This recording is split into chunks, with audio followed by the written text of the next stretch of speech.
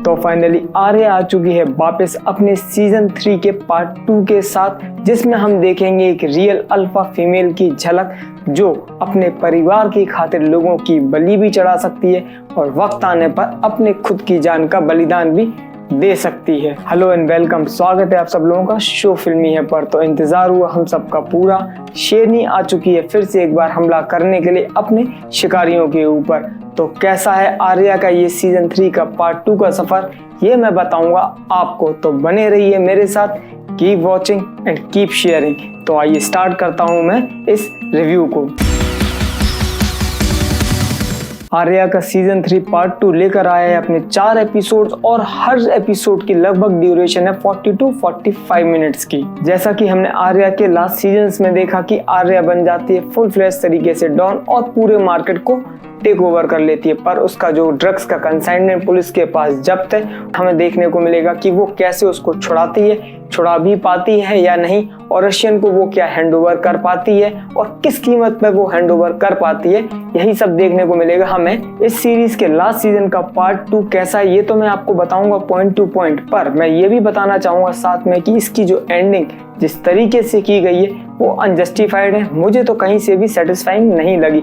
शायद जिस तरीके से कहानी को एंड किया गया है, अगर ना करते जो प्रीवियसली इसमें हम प्रिडिक्ट करके चल रहे थे, अगर उसी तरीके से करते तो शायद बहुत अच्छा होता है, शायद वो पूरी तरीके से जस्टिफाइड होता। अब आप लोग उसको देखिएगा और फीडबैक में बताइएगा कि जिस तरीके से कहानी को एंड किया गया क्या वो जस्टिफाइड है या नहीं। सीरीज की एंडिंग को अगर कुछ देर के लिए हम भूल जाएं, उसको साइड में रख दें, तो मैं ये कह सकता हूँ कि पूरी सीरीज आपको पलक झपकने का मौका नहीं देगी।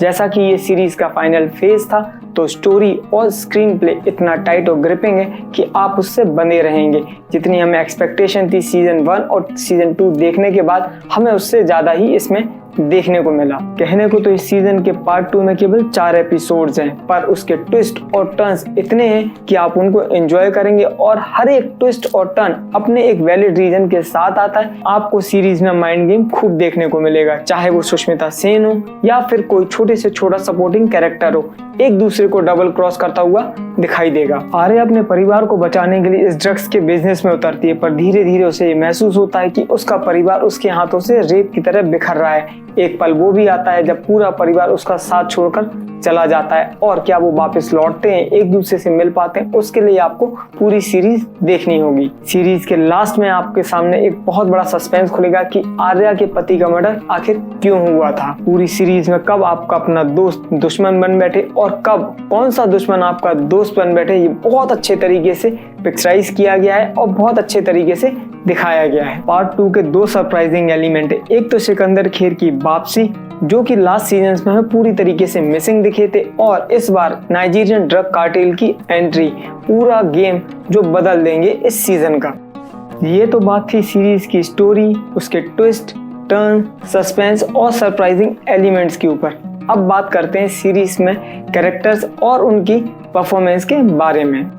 सुष्मिता सेन जो रोल प्ले कर रही आर्या का, उनके काम के लिए सिर्फ इतना ही कहूंगा कि उनका काम काफी बेहतरीन और आउटस्टैंडिंग रहा। पूरी सीरीज के अंदर, किसी भी सीजन के अंदर उनका काम देख लें, बेहतरीन ही मिला देखने को। पूरी सीरीज में उन्होंने कई रोल प्ले किए, माँ का, बहन का, पत्नी का और डॉन का, और हर कैरेक्टर में वो काफी फिट लगी है। और डॉन के रोल में तो मैं कह सकता हूँ कि उनके अलावा किसी और को इमेजिन नहीं किया जा सकता था। सिकंदर खेर, उनकी सीजन में वापसी हुई एज अ सरप्राइजिंग एलिमेंट अच्छा लगा, क्योंकि लास्ट सीजन में वो नहीं थे तो उनको काफी मिस किया गया। बाकी के सीजन्स की तरह भी इस बार भी उनके डायलॉग्स कम थे, पर जितने थे वो अच्छे थे और उन्होंने अच्छा परफॉर्म भी किया। पर हाँ, ये बात है कि जब जब वो सीन में आते थे तो सीन की इंटेंसिटी को वो बढ़ा देते थे।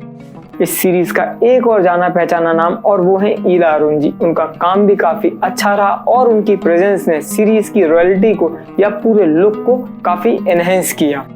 चलिए अब बात करते हैं सीरीज के डायरेक्शन और डायरेक्टर के बारे में। तो सीरीज के डायरेक्टर राम माधवानी, और जो वो दिखाना चाहते थे कि फैमिली कम फर्स्ट, फैमिली से बढ़कर कुछ नहीं होता है, उन्होंने उसको बखूबी पर्दे पर बहुत अच्छे तरीके से दिखाया। सीरीज का स्क्रीन प्ले और डायरेक्शन इतना बेहतरीन है कि डायरेक्टर ने ऑडियंस का इंटरेस्ट जरा भी लूज नहीं होने दिया। जो इंटरेस्ट उन्होंने सीरीज की स्टार्टिंग में डेवलप किया वो लास्ट सीजन तक मेंटेन कर कर रखा। तारीफ की बात तो ये है कि सीरीज का डायरेक्शन, कंटेंट और परफॉर्मेंस इतनी बेहतरीन थी जिसकी वजह से ऑडियंस का इंटरेस्ट शुरू से लेके सीरीज के खत्म होने तक बना रहा। अगर ये सीरीज अच्छी ना होती तो डिज्नी हॉटस्टार वालों ने तो अपनी मार्केटिंग स्ट्रेटेजी की वजह से कोई कसर नहीं छोड़ी थी इस सीरीज को फ्लॉप करने में, सीजन 3 को 2 पार्ट में स्प्लिट कर कर।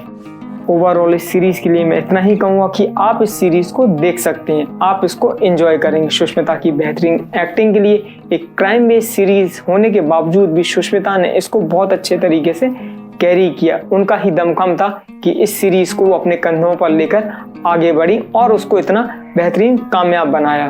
पूरी सीरीज में आपको काफी ट्विस्ट, टर्न, सस्पेंस और इमोशन से भरे हुए सीन देखने को मिलेंगे जो आपको लास्ट में कहीं ना कहीं अंदर तक हिला के रख देंगे। और हो सकता है कि आपको लास्ट में कुछ सीन्स ऐसे भी हैं जो रोने पर मजबूर कर दें। सीरीज में आपको ये सब तो देखने को मिलेगा ही, पर इसके साथ साथ सीरीज में थोड़ा सा अडल्ट कंटेंट और गालियां भी हैं। मेरी तरफ से इस पूरी सीरीज को मैं दूंगा 8.5 स्टार आउट ऑफ 10।